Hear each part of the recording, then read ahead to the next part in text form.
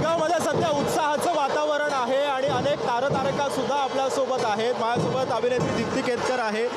किती वर्ष झालं गिरगावात येत आहे? अरे माझा आजोळ आहे गिरगाव, माझा जन्म आहे गिरगावचा. पण गुढीपाडव्याला मला वाटतं एक 17-18 वर्षानंतर येते. ही जी भूमी आहे म्हणजे गिरगाव आहे ना, हे माझ्या खूप जवळचं आहे. खूपच आवडतं मला कोणी विचारलं की फेवरेट जागा कुठली आहे तर मी गिरगाव म्हणते, कारण माझा जन्म आणि माझी आजी इकडे राहायची. पण एकंदरीत ना ही संस्कृती खूप जपण्यासाठी प्रत्येकानं पुढाकार घेतला पाहिजे. येत्या पिढीसाठी ही संस्कृती जपणं खूप मोठी गोष्ट आहे. ती लोप पावत चाललेली आहे, त्याबद्दल काय सांग? नाही, मला असं वाटतं की पिढी जपते ऑलरेडी संस्कृती.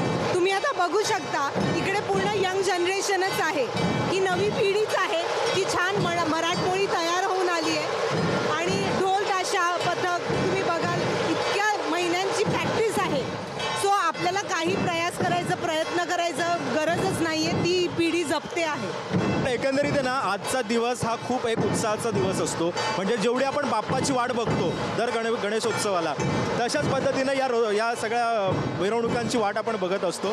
काय वाटतं एकंदरीत हे सगळं बदललेलं स्वरूप बघू?